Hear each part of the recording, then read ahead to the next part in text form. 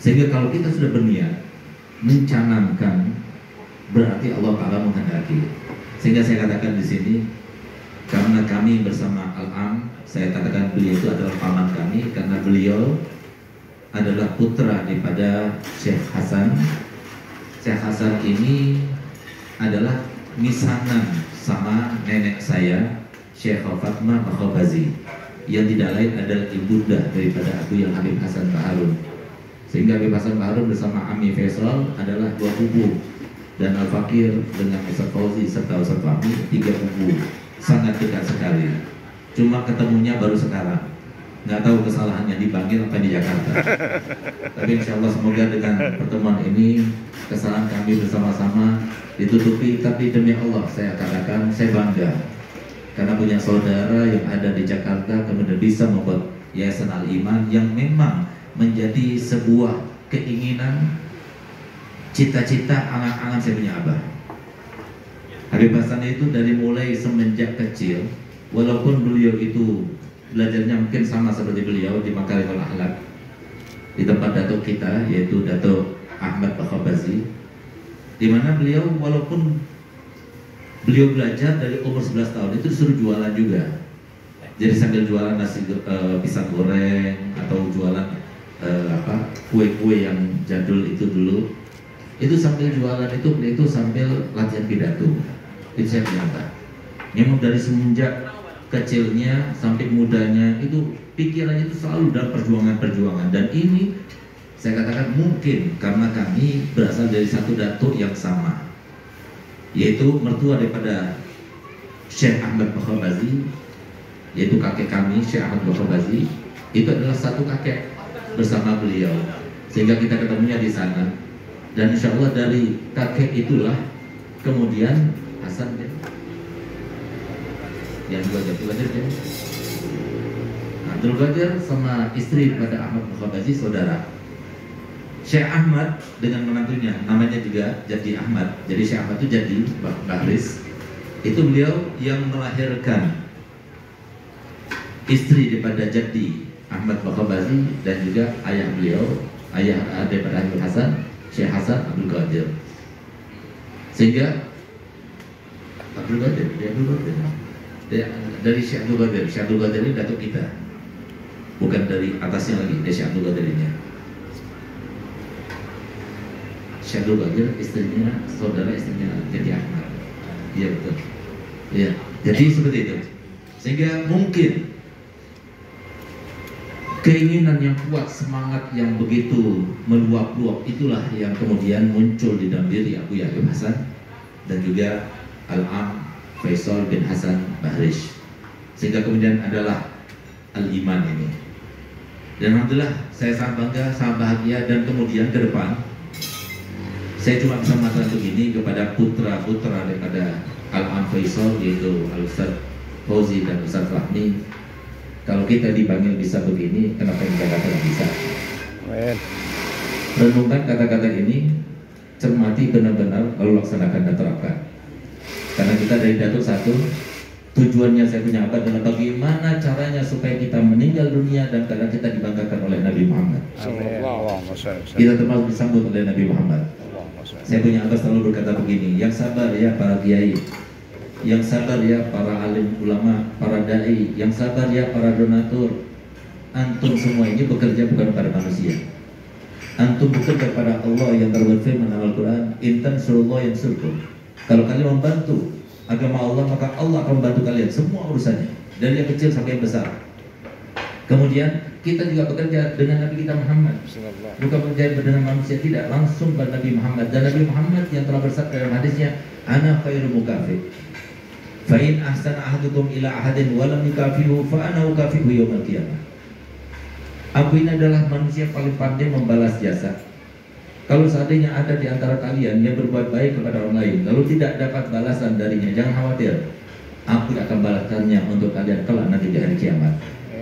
Saya punya apa berkata begini, kalau ini kata Nabi Muhammad kepada orang lain yang berbuat baik kepada orang lain lalu tidak mendapatkan balasan darinya, bagaimana kalau seumpama kita sendiri yang bekerja kepada Nabi Muhammad, kita sendiri yang berjuang untuk Nabi Muhammad, kita sendiri yang melaksanakan segala keinginan dan kehendak cita-cita anak-anak Muhammad, apakah Muhammad tidak akan membalasnya?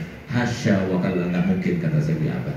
Nggak mungkin. Paling sedikit balasannya Rasulullah untuk mereka-mereka para kiai, para alim, para dai, para ustadz, mereka yang terus berusaha untuk menyenangkan Nabi, menyampaikan cita-cita Nabi. Sehingga kenapa Nabi SAW dalam hadisnya selalu beliau sampaikan, Inna ma'ana basyarun mislukum, aku ini manusia biasa sama seperti kalian. Maksudnya Nabi SAW itu dengan mengatakan demikian adalah bahwasanya beliau itu manusia biasa sama seperti kita, bisa kecewa, bisa senang, bisa gembira, bisa bahagia. Sehingga kalau seumpama keluarganya dicaci maki, bangsanya dicaci maki, ya maklumlah kalau Nabi SAW itu kemudian menjadi agak kecewa. Sehingga kemudian Nabi SAW mengatakan bughdul Arab minan nifaq, benci pada orang Arab itu termasuk dalam nifaq. Rasulullah yang mengatakan demikian. Kenapa? Beliau itu manusia biasa. Lalu makna yang kedua adalah sebagaimana kita punya cita-cita, punya angan-angan, Rasulullah juga punya cita-cita. Tapi cita-cita Nabi SAW, angan-angan Nabi SAW, kehendak Nabi SAW, harapan Nabi SAW tidak ada lain kecuali semua umatnya masuk surga bersama Nabi. Amin. Sehingga siapapun yang antara kita merealisasikannya, maka dia itu akan mendapatkan tempat. Saya punya abah berkata begini, paling sedikit balasan Nabi Muhammad untuk mereka yang berjuang di dalam menyampaikan dan merealisasikan cita-citanya adalah ketika mereka sakaratul maut, Rasulullah hadir bersama mereka. Dan semoga ini betul-betul untuk kita semuanya. Oleh karena itu, ada beberapa hal yang mungkin penting atau menjadi fondasi dari kekuatan dakwah ini. Bahwasanya Abu Abdul Hasan ini adalah seorang yang tidak pernah melihat dirinya sendiri. Dan itulah pesannya kepada Al-Fakir.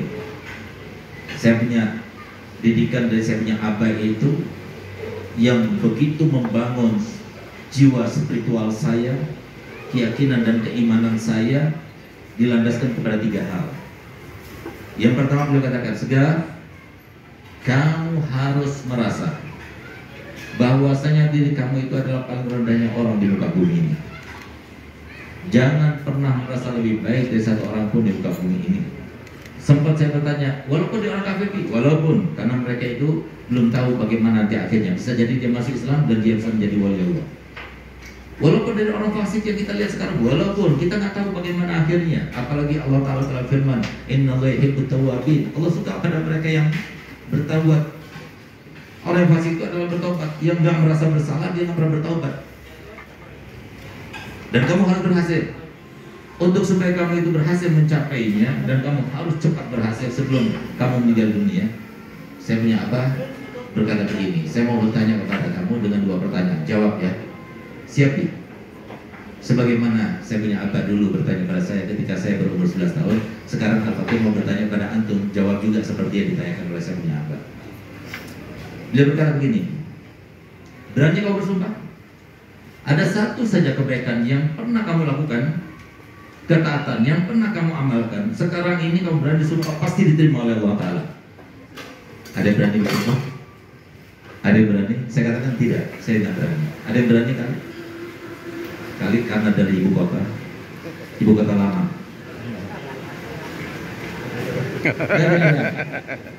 Baik, kata saya berani. Kalau gitu pertanyaan kedua, ada yang berani? Sebagaimana saya punya abah kata, kau berani bersumpah? Ada satu saja dosa yang kamu lakukan dulu, sekarang pasti Allah sudah leburkan dan Allah terima taubatnya. Saya jawab tidak. Antum berani? Dan yang berani. Lalu apa kata saya punya abah? Kalau kamu sudah tidak berani bersumpah atas 2 hal, atas dasar apa kamu merasa lebih baik daripada orang lain? Itu ditanamkan kepada orang lain.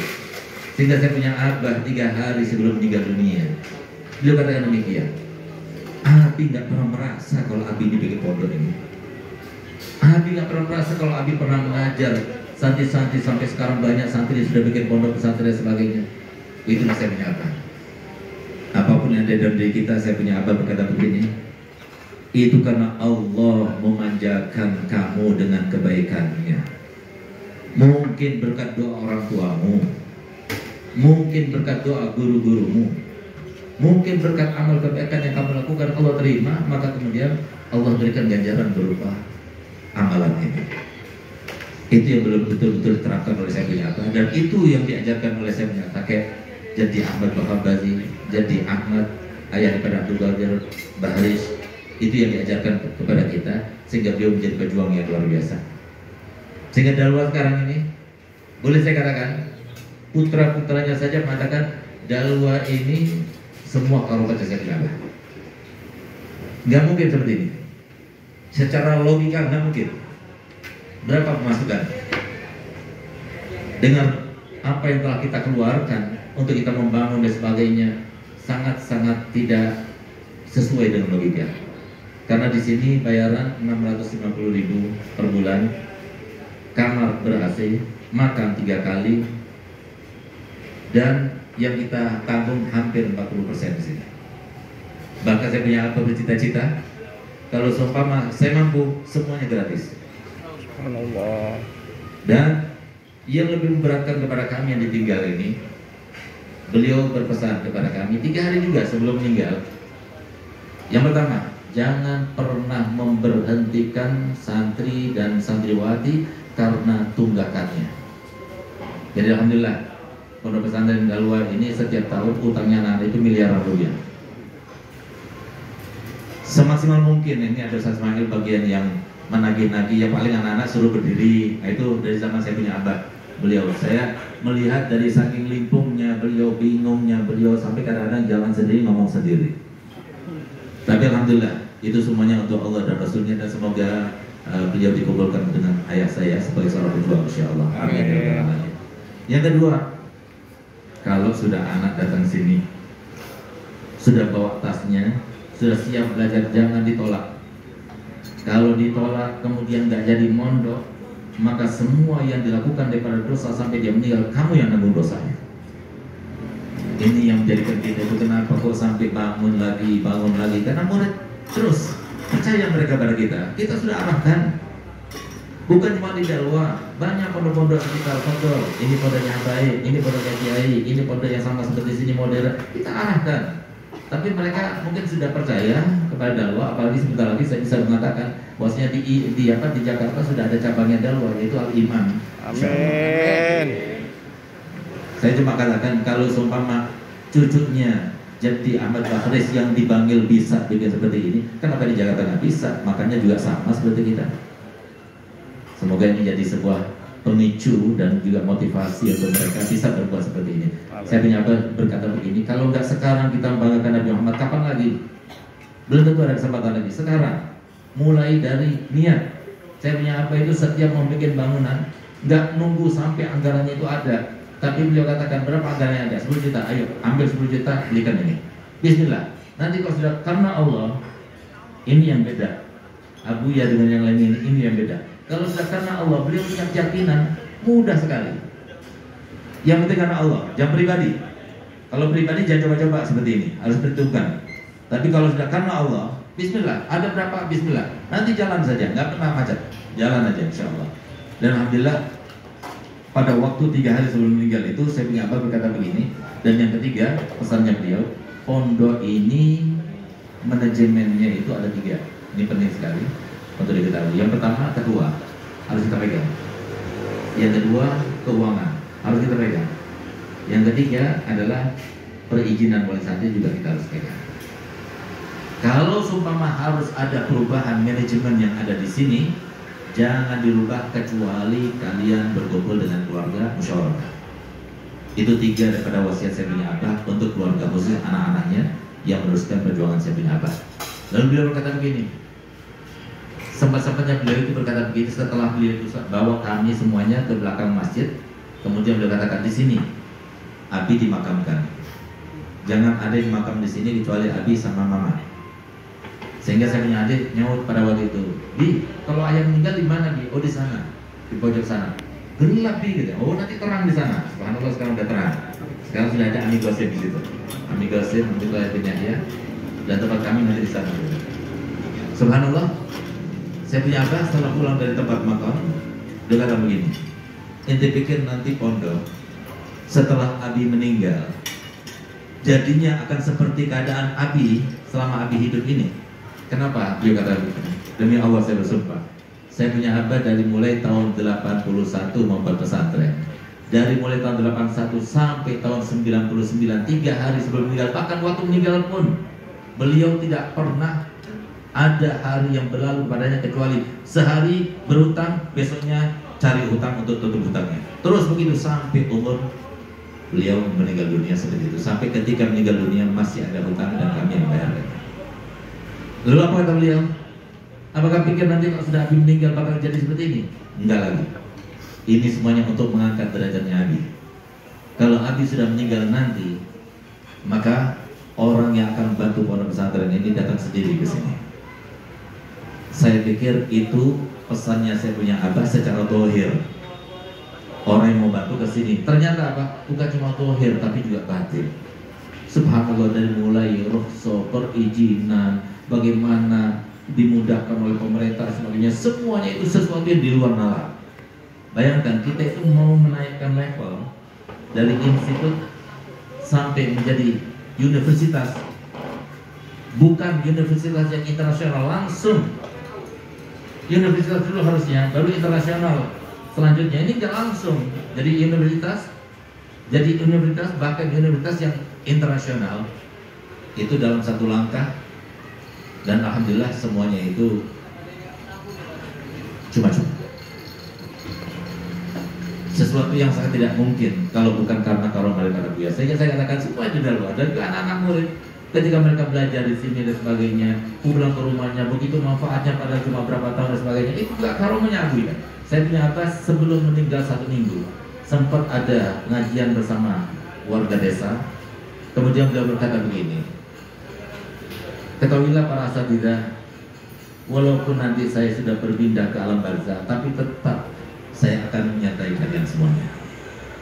Bahkan sampai yang mengirimkan bisyarahnya itu, bisyarah itu uang bulanan, ya, gaji kita, gaji. Saya sendiri dari alam barzah, subhanallah. Jadi ustaz-ustaz di sini ini sesuai dengan, karena di sini memang muasisnya adalah Sayyid Muhammad Maliki, wali min auliyaillah. Sehingga beliau katakan yang ngajar di pondok Dalwa itu ikhlas, yang gak ikhlas itu akan dikeluarkan oleh Allah Ta'ala dengan caranya sendiri. Jadi jangan tanya, karena pondoknya Dalwa seperti ini, wah gajinya besar. Enggak. Tapi kita lebih banyak menggunakan biaya yang ada itu untuk bangunan sementara ini. Tapi subhanallah, ustaz-ustaz kita itu ada punya mobil, rumah bangun sendiri, apa dari mana? Wallahu a'lam. Lagi-lagi saya katakan ini karomah yang berlaku ya.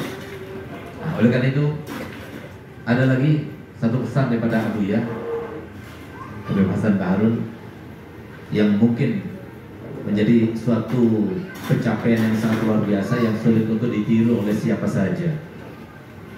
Apa itu? Saya punya apa berkata begini, Segar, pondok ini bukan semuanya dibeli oleh uangnya donatur atau uangnya pondok. Abi juga punya uang pribadi. Abi sebagai seorang mudir ma'had, ada orang datang sama Abi, wali santri, ngasih hadiah, itu pribadi untuk Abi.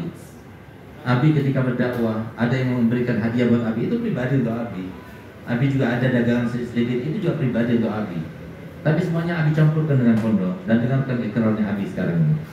Abi berikrar bahwasanya semua hartanya Abi di pondok ini maupun di luar pondok ini semuanya Abi wakafkan untuk Allah dan Rasulnya. Lalu kemudian berkata begini kepada saya saudara semuanya, tapi jangan khawatir, jangan kalian katakan bahwasanya Abi ini adalah ayah yang jahat karena tidak memberikan harta waris untuk kalian. Jangan. Karena Abi bukan Abi sama seperti kalian. Abi pemakan rezeki, bukan pemberi rezeki. Yang mengurusi kalian bukan Abi. Yang ngasih rezeki kalian bukan Abi, tapi Allah SWT. Sama seperti Abi diurusi. Kerjaan Abi sebagai ayah kalian cuma satu. Bagaimana caranya supaya Abi menjadikan kalian itu anak-anak yang soleh. Dan Abi yakin Abi sendiri yang mendidik kalian di pondok ini sampai selesai. Lalu kemudian Abi berangkatkan ke Haramain, ke Hadramut. Sekarang kalian sudah kembali pada Abi. Abi yakin kalian sudah soleh. Kalau sudah Abi yakin kalian soleh, Abi yakin kepada 2 ayat dalam Al-Quran.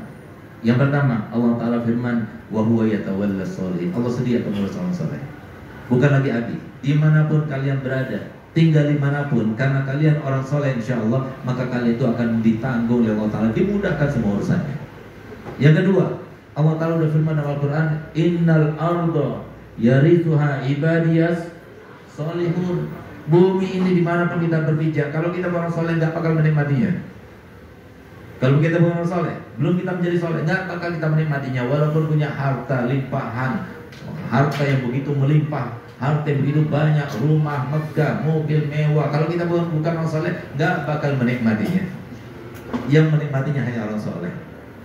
Itulah maksudnya kenapa Abi ini sebagai orang kaya cuma satu tugasnya Abi, menjadikan kalian tuh orang soleh. Kalau sudah soleh, insya Allah kalian berada di mana saja, kalian akan menjadi orang yang makmur hidupnya, senang hidupnya, bahagia hidupnya. Alhamdulillah, semoga seperti yang dikatakan saya punya abah, saya ini termasuk orang yang soleh, semoga. Amin. Walaupun kami merasa dan berani bersumpah, antum semua yang ada di sini, walaupun cuma sekali bertemu, antum wallahil adzim lebih afdal dari saya. Saya minta doa, semoga saya bisa meneruskan perjuangan saya punya abah. Amin. Karena itulah yang menjadi impian kami sebagai anak-anak saya punya abah, semoga terus bisa membesarkan dakwah ini. Kami tidak ada tujuan di dakwah ini, kami tidak mempunyai keinginan apapun dalam dakwah ini. Dan subhanallah, anak-anaknya Buya Hasan ini semuanya nggak bisa berdagang, nggak bisa berdagang. Kalau berdagang pasti ruginya. Sehingga Pak, kami bisa cuma investasi. Anak kami yang pegang Pak Harun, yang namanya Pak Harun, Songko Pak Harun, itu punya anak saya. Tapi uangnya dikasih kepada saya. Kalau saya sendiri yang terjun, nggak laku. Habib Zain sama. Jadi yang kaya itu saya punya istri. Rumah dicondet, rumah istri. Baru ini karena banyak tamu yang datang ke rumah saya kurang besar. Jadi kadang-kadang kalau kedatangan tamu itu hanya kerepotan kita, hanya dia bangun sendiri di rumah. Itu juga rumah istri, karena saya cuma bayar tukangnya saja, dan materialnya semua dari dia, tanahnya dari dia. Begitu pula istrinya Habib Zain, istrinya Habib Ali, semuanya. Jadi kita ini nggak punya tanah, nggak punya apa, tapi alhamdulillah mobil saya ada 5. Alhamdulillah. Dikasih orang semuanya. Alhamdulillah dikasih orang juga bagus-bagus.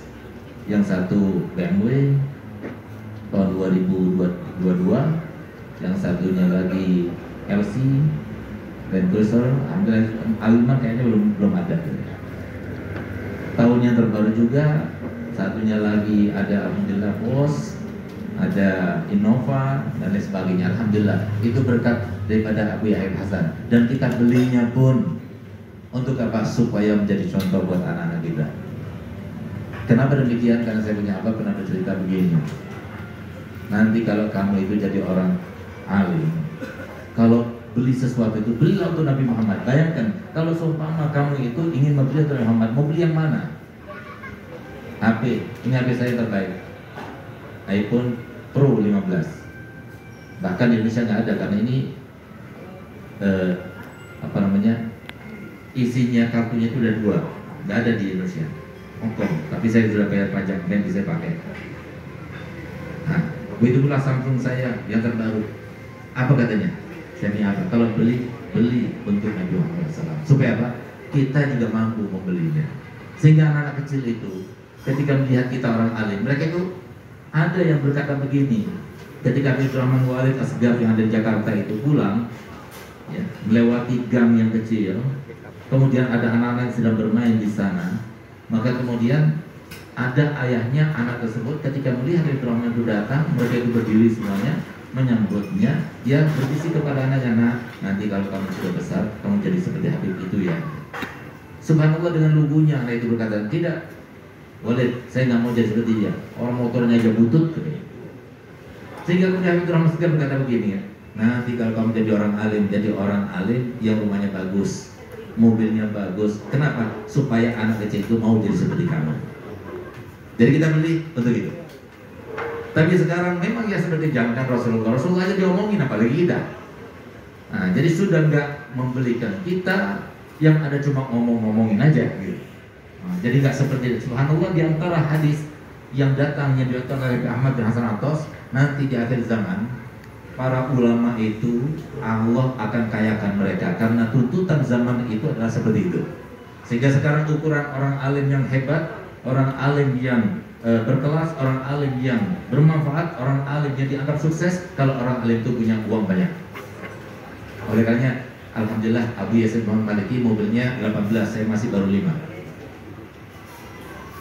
Ini salah satu contoh. Oleh karenanya, itulah yang menjadikan Abu Yahya Hasan itu mempunyai anak-anak yang sangat luar biasa, dahsyatnya. Saya berharap karena Kiami adalah satu kakek, dan ketika saya punya abah meninggal, saya punya abah waktu meninggal tahun 99, umurnya 61. Saya sendiri 24 dan saya punya abang Habib Zain 26. Kami punya komitmen begitu. Kami katakan pada Habib Zain katakan pada saya, Abi waktu bikin pondok umurnya 40 ke atas. Lalu kemudian ditinggalkan untuk kita. Ditinggalkan untuk kita sudah ada di pondok. Kita masih muda, energik, masih encer, otak masih encer dan kuat dan sebagainya. Harus kita lebih baik daripada abah saya. Alhamdulillah, walaupun masa transisi sangat luar biasa. Masa transisi yang saya maksudkan, kalau kita menjadi orang yang besar, orang yang populer, orang yang terkenal, nanti anak kita itu akan mengalami masa-masa transisi. Kenapa demikian? Karena biasanya orang dekat sama punya abah itu dulunya ketika abah sudah meninggal nggak dekat lagi. Sehingga kami rasakan sangat saat-saat yang tersulit itu sekitar 5 tahun lamanya. Kita berjuang sendiri dengan Abu Habib Zain. Alhamdulillah, dan perjuangan ini insya Allah mendekati apa yang diharapkan oleh saya punya abah. Waktu saya punya abah meninggal, murid santri dan santriwati jumlahnya 650, dan sekarang tahun 2023-24 sekarang sudah mendekati 19.000 santri dan santriwati dengan ada 5 lokasi. Saya katakan demikian, tidak ada maksud dan tidak ada tujuan, hanya ingin menyimpulkan kalau cucunya Syekh Ahmad Bahris yang ada di Bangil bisa, kenapa yang di Jakarta nggak bisa? Ya. Semoga ini menjadi sebuah motivasi. Amin. Buat Al-Iman, karena Al-Iman adalah saudara sekandung dengan Dalwa, maka harusnya Al-Iman bukan cuma berbicara terkait dengan majelis, tapi kedepannya harus lembaga pendidikan, tapi kedepannya harus ada pesantren, tapi kedepannya harus ada lembaga sosial yang bermanfaat untuk masyarakat, insya Allah. Itulah apa yang saya sampaikan. Dan nanti kalau ada diskusi sedikit sambil nunggu nasi sudah siap semuanya, nah, kita siap untuk menjawabnya. Apa yang perlu ditanyakan tentang Dalwa ini, yang tidak lain adalah gabungan daripada Al-Iman yang sekarang harus ketahui. Jadi pulang dari sini harus diumumkan di majelis bahwasanya Dalwa ini adalah saudaranya Al-Iman. Kalau nggak diumumkan, saya nggak datang sana, karena saya tidak diakui sebagai keluarga. Jadi saya berharap kepada Ustaz Fauzi, ayo, jadi kita tingkatkan. Dan perlu satu lagi yang perlu kita ingat, bahwasanya pembinaan antara habaib bil masyayikh itu harus kita perkuat. Karena Arab itu adalah satu kakek dari datuk kita Mudor. Semuanya kita yang dari cucu Nabi SAW panggil habaib, dan mereka yang bukan dari Nabi SAW, cucu dari para sahabat Nabi itu kita panggil sebagai masyayikh karena guru-guru kita. Coba lihat bagaimana dulu. Saya masih ingat bagaimana perkawinan antara Syekho Fatmah binti Ahmad Bakhabani dengan saya punya kakek Jadi Ahmad bin Husain, ayah daripada Habib Hasan Harun. Jadi Ahmad bin Husain punya ayah namanya Husain, Habib Husain bin Thohir bin Umar Baharun. Habib Umar Baharun adalah mufti kerajaan Sunnah yang pertama, dan melahirkan anak Thohir, Thohir melahirkan anak Husain. Habib Husain Baharun ini adalah berguru kepada Habib Husain Haddad Jombang.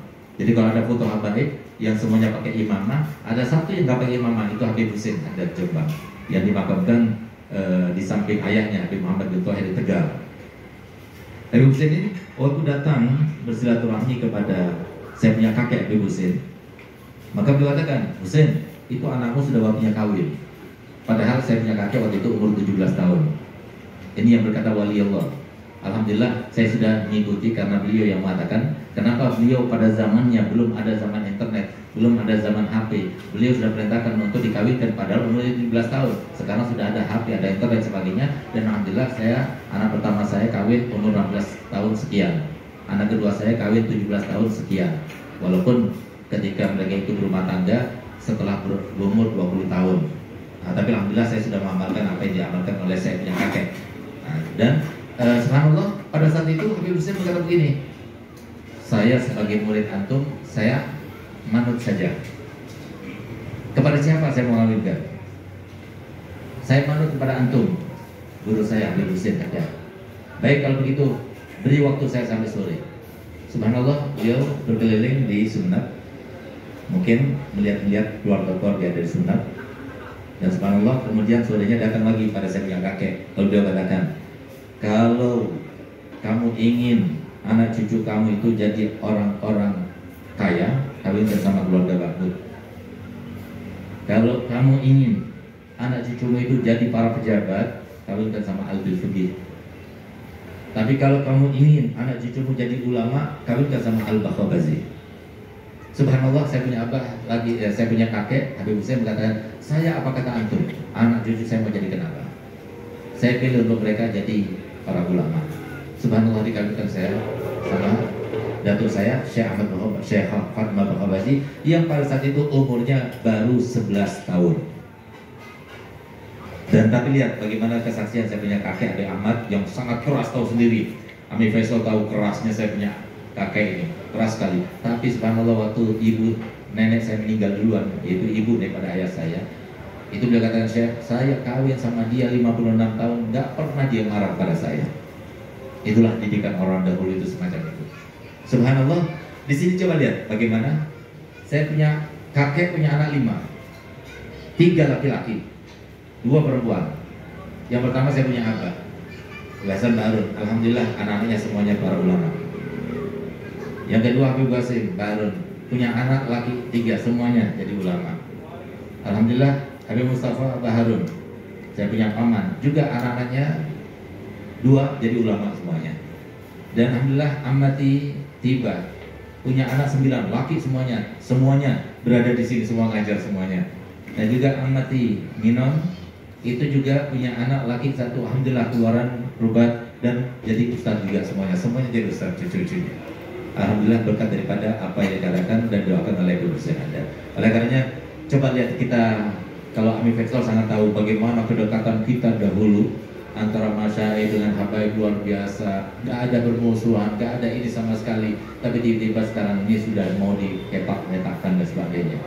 Padahal lihat bagaimana ajaran dari datu-datu kita, sebagaimana saya sampaikan tadi. Jangan pernah merasa lebih baik dari satu orang pun. Itu bukan ajaran saya punya ayah, tidak. Tapi ajaran para habaib yang paling utama itu. Tapi lihat bagaimana sekarang ini di peta-peta nggak berhasil mereka memeta-petakan dan membelah antara habaib dengan masyayikh. Sekarang mereka sudah ingin mencederai nasab daripada habaib dan ingin memberikan seakan-akan yang namanya nasabnya habaib terputus dan sebagainya. Nah, sekarang sudah lagi bincang-bincangnya. Tujuannya apa? Supaya karisma yang ada pada mereka pudar dengan sendirinya. Nantinya setelah mereka sudah pudar, nanti para alim ulama juga akan digitukan, sehingga tidak ada lagi yang dihormati, dimuliakan. Itu maksud dan tujuannya. Tentunya ada kekuatan di belakang itu, tapi kita punya Allah SWT dan kita sebagai para habaib sendiri, kita nggak perlu untuk menjawabnya yang semacam itu, tapi biarkan orang lain sudah menjawabnya, karena ini ada sesuatu yang menjadi sebuah proyek yang dilakukan oleh satu hal. Tapi insya Allah kekuatan kita tambah tampakkan akhlak kita, tambah tampakkan ilmunya Nabi SAW, tambah sebarkan, dan tambah satu lagi yaitu kita berdoa dan pasrah pada Allah Ta'ala. Itulah yang menjadi sebuah kekuatan di dakwah ini, pasrah dan tawakal kepada Allah. Nggak pernah kita itu mempunyai sebuah anggaran di dalam pembangunan yang ada, semuanya nggak ada anggarannya. Bahkan anggaran pembangunan yang paling besar yang kami rasa adalah yang antum sudah lewati tadi, 11 lantai yang nantinya insya Allah kami akan mengundang Presiden kita sebelum Bapak Jokowi, semoga sebelum beliau itu lengser, semoga bisa datang, karena beliau itu berkeinginan dari semenjak dahulu, dari mulai 11 tahun yang lalu beliau itu ingin datang ke sini, sampai sekarang belum terlaksana. Dan semoga beliau dengan Pak Prabowo dan juga jangan lupa nanti Ami Faisal, nah ini sudah sebagian daripada tuan rumah nanti juga hadir. Untuk apa? Menunjukkan inilah kita, konsepnya Abu Yahya berubah-ubah, tapi konsep yang terbaru, bikin pesantren berarti membuat rumahnya Rasulullah SAW. Apakah kita membuat rumah Rasulullah sederhana? Apakah kita membuat rumah Rasulullah dalam keadaan seperti opini masyarakat kita, yaitu tempat yang kumuh dan sebagainya? Tidak. Tapi kita ingin hormati sebagaimana pesannya besar, astausikum bitolabitil ilmi khaira. Aku berwasiat pada kalian untuk memperlakukan para talibul ilm dan kebaikan. Sehingga alhamdulillah walaupun dengan harga segitu kami berikan AC setiap kamar dan kami fasilitasi apapun, sehingga kami mendidik anak-anak kami dan juga alumni kami seperti yang untuk melihat ini ada Dalwa Mall dan sebagainya. Tujuannya apa? Nggak ada maksud kecuali untuk supaya mereka itu belajar untuk kreatif. Jangan pernah kita bergantung kepada ilmu kita, tapi kalian harus mempunyai sebuah pekerjaan juga untuk memasukkan kalian supaya kalian tidak direndahkan dan tidak menjual ilmu. Dan konsep yang diajarkan oleh saya punya abang ini Habib Zain adalah 30% untuk dunia, 70% untuk akhirat tetap. 70% untuk mengajar, 30% untuk dunianya. Bagaimana mungkin? Dunia itu kalau mau berhasil harus maksimal. Nggak mungkin kalau kita laksanakan sendiri. Supaya mungkin, bagaimana caranya kita sewa orang. Alhamdulillah yang ada di sini, yang bekerja di sini semuanya profesional. Nggak ada santri, sehingga mereka itu asal-asalan tidak. Jadi barista kita semuanya dari luar, bukan anak-anak dari luar. Jadi semuanya bisa ditanyakan langsung pada mereka. Mereka itu adalah orang-orang yang profesional, yang belajar dan dalam segala bidangnya kita ambil.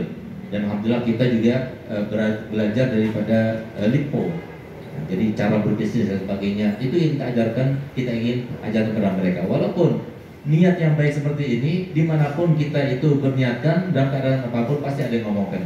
Jadi ridwan nas goya la tudra. Jadi keridhaan manusia kepada kita supaya mereka itu mau. Yani satu kata dan kita itu sesuatu yang mustahil. Yang penting kita yang bertanggung jawab, yang penting kita yang punya niat yang baik, yang penting kita berharap ke depan nanti dalwa dan juga iman menjadi tiang yang sangat kuat di Indonesia itu. Amin. Untuk memperluaskan dan menyebarkan agama Nabi Muhammad SAW yang penuh dengan akhlak yang baik. Itulah yang paling penting, akhlak yang baik diantaranya adalah bersilaturahmi. Dan semoga silaturahmi yang terlaksana ini bisa menjadi sebab insyaallah kami Faisal dan juga keluarga kami serta yang hadir semuanya berumur 80 tahun ke atas semuanya, tapi dalam keadaan kuat lahir batin. Amin. Atas bawah kuat semuanya. Amin. Insyaallah, dan semoga kita semuanya dibanggakan oleh Nabi Muhammad SAW. Amin. Dan kalau semua ada kekurangan di dalam penyambutan, kan antum semuanya kata orang Banjar itu uyuh semuanya, jadi kecapean. Nah, tapi kalau ada kekurangan saat ini minta maaf, mohon maaf. Itulah maksimal apa yang bisa kita lakukan. Setiap insan pasti ada kekurangan karena manusia adalah tempat kesalahan dan alfa. Itu saja dari kami, dan Abi Habib Zain telah memberikan pilihan kepada Ustaz Fahmi mau malam ini atau malam besok. Karena beliau menjawabnya takut malam ini terlambat, maka insya Allah akan menjumpai antum semuanya habis Jumat besok. Dan Al-Fakir besok habis Jumat tidak bisa menyertai antum karena Al-Fakir harus MRI di Surabaya, dan doakan supaya Al-Fakir ini kuat, sehat. Amin. Kemarin sempat ditanya oleh dokter, antum sekarang jangan sampai capek, jangan jauh-jauh, yang jauh-jauh biar keteruskan anak. Saya masih umur 50 tahun, dok. Iya, masalahnya Allah gak berkehendak sehingga antum dikasih penyakit begini. Karena cita-cita saya punya majelis alhamdulillah Darus Sholihin, dan sekarang sudah ada cabangnya 38 di kota di Indonesia. Saya berangan-angan bercita-cita di Indonesia, di setiap kota dan kabupaten ada Darus Sholihin. Tapi apa daya, bas doakan saja semoga anak-anak kami dan keturunan kami serta murid-murid kami bisa menyampaikan cita-cita kami ini semuanya ada Darus Sholihin, sehingga insya Allah Darus Sholihin yang cabang daripada majelis dakwah ini menjadi berada di mana-mana, termasuk yang dicondet di Darus Sholihin. Insya Allah semoga menjadi sebab terbinanya imannya masyarakat dan ketakwaannya insyaallah. Wassalamualaikum warahmatullahi wabarakatuh. Waalaikumsalam warahmatullahi wabarakatuh.